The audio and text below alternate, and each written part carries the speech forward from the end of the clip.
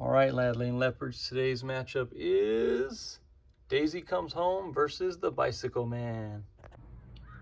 Daisy Comes Home by Jan Brett.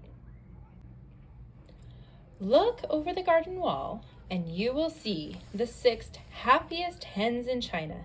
They live in Mei's sandy yard by the Li River, where they lay brown eggs every day for Mei to sell at the market. But it was not always this way. Once upon a time, the smallest hen, the one Mei calls Daisy, was picked on by all the others. This is hard to imagine because Mei was known far and wide for her happy hens. She gave them treats. She put fresh hay in their nests. She gave them baths when they fell in black mud. And when she called, "Goo goo, goo goo," all the hens would run as fast as their legs could carry them. Even Mei's egg baskets were painted with big red characters that read, "Happy Hens," and she tried to make it so. But every night, when it was time to roost in the hen house, the other hens picked on Daisy. They fluffed up their feathers and crowded her off to the perch. They jostled her until, peck, one or the others pushed her, and thump, off she fell. Then the hens tucked their heads into their feathers and went to sleep, while poor little Daisy was stuck below on the damp mud floor, shivering and cold until morning. One day it rained all day, and the hens stayed inside. When it got dark, they flew up their perch, except for Daisy. She had had enough of pushy hens and cold, damp floors. She went outside to find a place to spend the night. Down on the riverbank, she spied one of the market baskets. She snuggled in and fluffed up her feathers to stay warm. Daisy was sleeping and didn't see the river creeping up the bank from all the rain. And when the water reached her happy hen's basket, she didn't feel it float out onto the river. But when the basket started tipping and bobbing, Daisy woke up. She peeked out and saw a watery world all around her.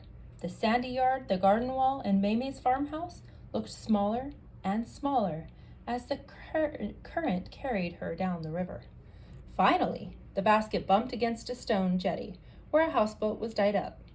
Scratch, scratch, scraped the basket as the river waves pushed it up against the sharp rocks. A dog was sitting up on the deck of the houseboat. When he saw the plump hen bobbing in the basket, he barked and scrambled toward her. Daisy squawked and pecked and beat the air with her wings. It was enough to tip the basket off the rocks, and she floated away just in time. Dawn broke over the gooey mountains as the basket drifted along the river. Branches brushed against it, fish swam silently by, and birds flew overhead. Suddenly, Daisy felt a thump. Daisy looked up and saw 2 big horns and a pair of surprised eyes looking down at her. The basket had drifted into the legs of a great big water buffalo taking a morning drink. The buffalo snorted loudly, scaring Daisy. She flew forward and nipped his furry muzzle and flapped her wings. Daisy scared the water buffalo. He turned and galloped up the bank, scattering the ducks as he ran. His splashes made the waves that carried the basket back to the middle of the river. Daisy traveled along all day until her basket was hooked by the roots of the banyan tree, where a troop of red-tailed monkeys lived. The curious monkeys eyed Daisy and climbed down for a closer look. Daisy froze as one monkey crept up to the basket and reached in. Daisy flapped and pecked, nipped and squawked. The startled monkey pushed the basket away. It broke loose from the tree and floated down the river. Daisy wondered what would happen next. Up ahead, Daisy saw a fisherman with cormorants diving all around his bamboo boat. They were catching fish and taking them to him for a reward. The fisherman felt a soft bump behind him. Thinking it was a cormorant, he reached back and grabbed. How surprised he was to see that he was holding a hen instead of a cormorant. "Finders, keepers," he exclaimed. "Little fish, big fish, silver fish, white fish. That's what I sell at the market. But today I will have this tender young chicken." He put a net over the basket and headed to shore with poor Daisy inside. At home, Maymay had looked all day and all night for her little Daisy. She wasn't in the hen house. She wasn't behind the farmhouse. She couldn't fly over the wall. Where is she? Maymay wondered, worried all the time about what had happened to Daisy. Finally, she knew that she had to go to the market. With a sad feeling, she packed her eggs in their baskets and started on her way. As the basket swung back and forth, the red characters on the sides of the baskets made Maymay feel sadder and sadder. "Happy hens," she said aloud to herself. "What about my Daisy? Where can she be?" At the market, Maymay found a place and arranged the eggs in a clean, sweet-smelling straw. All morning, shoppers bought her fresh brown eggs, but she couldn't stop thinking about her lost hen. Maymay heard a voice calling to her. It was her friend Zhang, yelling from the back of a bike cart. "A fisherman has a happy hen's basket," he shouted. "What?" she called, not understanding what he was saying. "A happy hen's basket," he repeated. "You better hurry, because he's showing off what's inside." "Daisy!" Maymay shouted. Maymay raced to where the fish were sold. There was Daisy, beautiful and plump in her basket, surrounded by a crowd, all wanting to buy her. "That's my hen," she cried to the fisherman, but his face was like stone. She pointed to the red characters on the basket. "Happy hens," she said. The fisherman crossed his arms. "Finders, keepers," he growled, and turned away to sell Daisy. Maymay was about to leave, but her eyes rested on those characters. Happy hens. All she could think about was Daisy in a cooking pot. She squeezed her eyes shut and clenched her fists. She had to do something.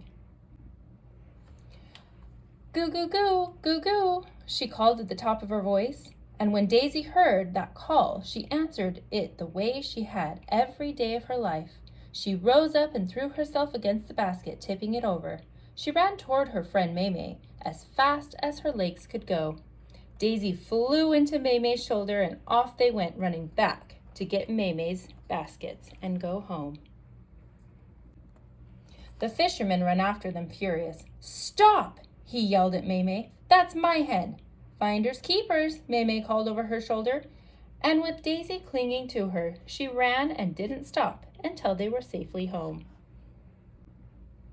That night, as the sun went down, Daisy took a place on the roost. When one of the big hens fluffed up her wings and spread out, expecting Daisy to fall off the perch like always, Daisy flapped her wings. "I learned that from a boat dog," she clucked. Another hen tried to tip her off. She pushed right back. "I scared a water buffalo like that," she squawked. Another hen jostled her. Peck, peck, peck, peck. Daisy kept her place on the perch and beat the air with her wings. She remembered the monkey, and she pecked and flapped all over again. That's when the hens gave Daisy a place of her own. The lap, lap, lap of the river made a peaceful nighttime song. No bumping, no jostling, no fussing around. Just 6 happy hens, their heads tucked in their feathers, high and warm and safe together. The Bicycle Man by Alan Say. When I was a small boy, I went to a school in the South Island of Japan. The schoolhouse stood halfway up a tall green mountain. It was made of wood, and the wood was gray with age.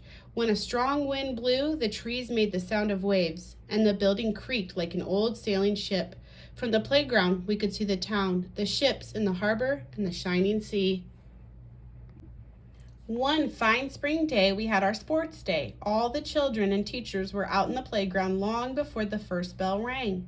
"Did everybody remember to bring a headband?" asked Mrs. Morita. She was our first grade teacher. Eagerly, we showed her our headbands.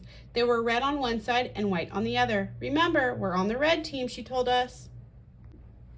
We swept the playground with all the brooms in the school. We tied colored flags and streamers to bamboo poles.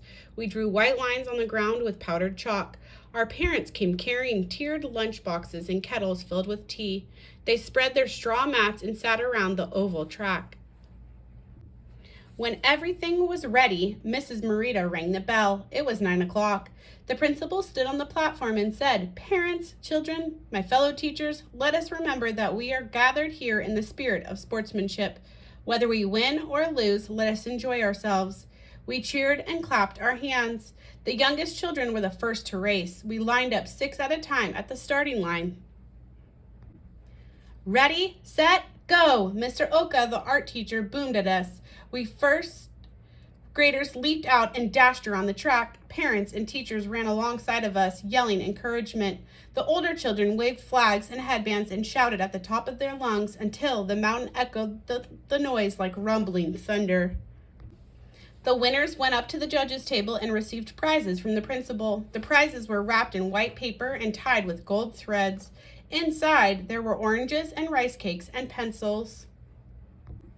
By the time the 6th graders finished running, it was lunchtime, and that was the best part of the sports day. My mother had cooked for 2 days, preparing the good things to eat. The layers of lacquered boxes held pickled melon rinds and egg rolls, spiced rice and fish cakes. There were apples and peaches and sweets of all sorts. In the afternoon, we had the tug of war and piggyback races. After that, the grown-ups had a race of their own. Parents and teachers paired up and tied their ankles together with headbands and hopped around the oval. We screamed with delight when they stumbled and fell on top of one another. We were cheering Mrs. Marita and someone's father when a hush fell on the playground. We stopped moving and talking and stared toward the gate. 2 strangers were leaning over the fence and watching us. They were American soldiers. One of them was a white man with bright hair like fire, and the other man had a face as black as the earth. They wore dark uniforms with neckties, soft caps on their heads, and red stripes on their sleeves. They had no guns. "Look how black he is! Look at that red hair," he whispered. The war had been over for only a short while, not even 1 year. American soldiers had a base in the harbor, but we had never seen them in our mountain. I felt afraid. The foreigners smiled and waved at us. When the black man cleared the fence and came toward us, we all drew back and stared. He was the tallest man I had ever seen, and his clothes, such sharp creases, and his shoes shone like polished metal. The soldier walked in huge strides toward the school entrance where the principal's bicycle stood. He pointed at the bicycle and turned to the judge's table. The principal stood up slowly. "He wants the bicycle," someone said. "Maybe he doesn't know what it is." "No, he wants to ride it." The principal walked up to the American and bowed. He looked like a small boy greeting a giant. The tall man gave a deep bow, almost bumping heads with the principal. We started to giggle. We watched them talk to each other with their hands. The principal pointed at the bicycle, then at the man, and nodded. "Yes, you are welcome to ride my bicycle," he seemed to say. The soldier put the palms of his hands together and smiled. The man took the bicycle by the handlebar, kicked up the stand, and rolled it out to the center of the playground. He motioned us to make room and then called to his friend. The other American was nearly as tall as the black man. He took off his cap and saluted us with a big bow. We giggled and bowed back. The strangers spoke to each other and nodded. The black man took off his jacket and handed it to the white man. Then he hoisted a long leg over the bicycle and began to pedal it around and around in a widening circle. His friend waved the jacket like a flag and cheered him to go faster. Suddenly, the rider yanked on the handlebars and lifted the front wheel off the ground. "Oh, look," we stirred. "How can he ride like that?" "What an athlete," said the art teacher. The red-haired man was the ringmaster. He ran alongside of the bicycle and shouted encouragement. The rider went round and round with only one wheel, zigzagging this way and that. We were amazed. Then he rode backwards. He sat on the bicycle with his body turned around. He had to twist his neck to see where he was going. He worked his long arms and legs like a huge dancing spider. He howled with wonder. The man rode backwards, then forwards, twirling the front wheel like a spinning gyroscope. He shouted something to the ringmaster, who grasped the carrier and began to push as fast as he could. Then he let go. The bicycle shot forward with great speed. The rider stood up on the pedals and, leaning on the handlebar, put both his feet up. On the carrier, he was in the air. His cap flew off and his necktie fluttered in the wind. He seemed to be flying free, cruising like an enormous dragonfly. "Oh, oh," we exclaimed and gasped in turn. When the bicycle finally came to a stop, the playground roared with clapping of hands and shouting. The rider panted heavily and laughing. The ringmaster rushed up to him and lifted him in a bear hug. We mobbed around them, jumping and yelling. The principal struggled through the crowd, and the black man reached out to him. They gripped each other's arms like old friends. The principal raised his arms to quiet us down. He took the soldiers' hands and led them to the platform. There, he whispered something to Mrs. Morita as she brought him the largest box from the prize table. The principal stood on the platform and held out the box to the Americans. He looked like the emperor awarding a great champion. The bicycle rider received the gift with both hands and lifted it high above his head. Then he turned to the crowd. "Arigato, arigato," he said. "Thank you, thank you." The whole school bowed to him and shouted for joy. The Americans put their caps on and walked out the gate with their prize. They went down the mountain, arm in arm, waving and laughing. We followed them with our eyes until they disappeared around the bend in the road. All right, Lad Lane Leopards, don't forget to vote and see who makes it to the Final Four.